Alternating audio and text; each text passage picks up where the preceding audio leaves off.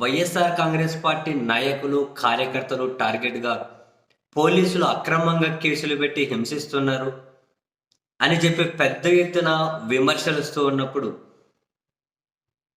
ఆ విమర్శలకు బలం చేకూరే విధంగా పోలీసులు కొన్ని కేసుల్లో సాక్ష్యాధారాలతో సహా దొరికిపోతూ ఉంటే, అండ్ మరికొన్ని కేసుల్లో ఏకంగా హైకోర్టులో కూడా తప్పుడు అఫిడవిట్లు దాఖలు చేసి, హైకోర్టును కూడా మిస్‌లీడ్ చేసే విధంగా, హైకోర్టును కూడా మిస్‌లీడ్ చేసే విధంగా పోలీసుల ప్రవర్తన ఉంది అంటే, మరి దీని వెనక ఉన్న ధైర్యం ఏంటి అన్న విషయం అయితే చాలామందికి అర్థం కాని విషయం.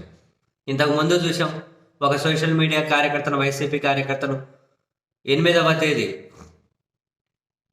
నవంబర్ 8 అదుపులోకి తీసుకుంటే, నవంబర్ 9వ తేదీ కూడా మాకు తెలియదు, మేము అదుపులోకి తీసుకోలేదు అని చెప్పి కోర్టుకే చెప్పారు.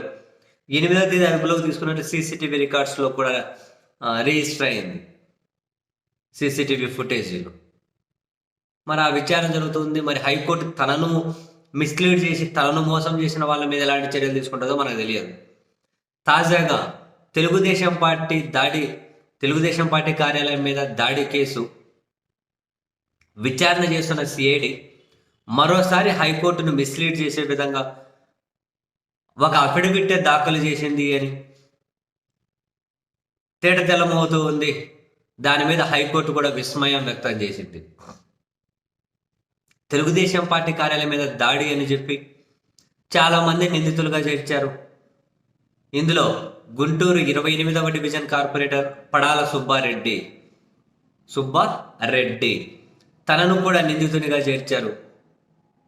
ఆయన ముందస్తు బెయిల్ పిటిషన్ అప్లై చేశారు. దానికి సిఐడిని హైకోర్టు కౌంటర్ ఇవ్వమని చెప్పి అడిగితే, సిఐడి ఒక అఫిడవిట్ దాఖలు చేసింది. పడాల సుబ్బారెడ్డి తెలుగుదేశం పార్టీ కార్యాలయంలోనే ఉన్నారు, సీసీ ఫుటేజీలో అవన్నీ ఉన్నాయి, అండ్ ఆయన అక్కడే ఉన్నారు అనడానికి సాక్షులు కూడా ధృవీకరించారట. సాక్షుల వాగ్మూలాలు తీసుకున్నారు, సీసీటీవీ ఫుటేజ్లో ఉందట, ఆధారాలన్నీ లభ్యమయ్యాయట. అసలు వాస్తవం ఏంటి? ఆ సుబ్బారెడ్డి ఆధారాలు హైకోర్టు ముందుంచారు. ఆయన నరసరావుపేటలో అదే టైంకి వాళ్ళ మేనల్లుడి పెళ్లిలో ఉన్నారట. ఆయన అక్కడ వాళ్ళ మేనల్లుడి పెళ్లిలో ఉన్నారు అనడానికి ఉదయం నుంచి ఆ టైం వరకు కనుక అన్ని ఆధారాలు సమర్పించారు. ఇవన్నీ చూసినటువంటి హైకోర్టు ఆశ్చర్యపోయింది. నరసరావుపేటలో పెళ్లిలో ఉన్నతను అదే టైంకి టీడీపీ కార్యాలయం దగ్గర దాడి జరిగినప్పుడు ఎలా ఉంటారు?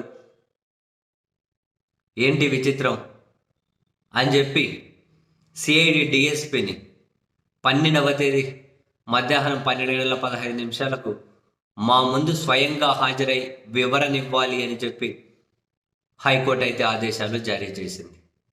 చివరికి హైకోర్టులలో కూడా తప్పుడు అఫిడవిట్లు, హైకోర్టులో కూడా తప్పుడు సాక్ష్యాలు మిస్లీడ్ చేసేంత వరకు పోలీసులు వెళ్తూ ఉన్నారు అంటే, ఇక న్యాయస్థానాలు వాళ్ళ గౌరవాన్ని వాళ్ళు కాపాడుకోవాల్సిన సమయం కూడా అఫ్కోర్స్ ఎప్పుడో ఆసన్నమైంది అనుకోండి.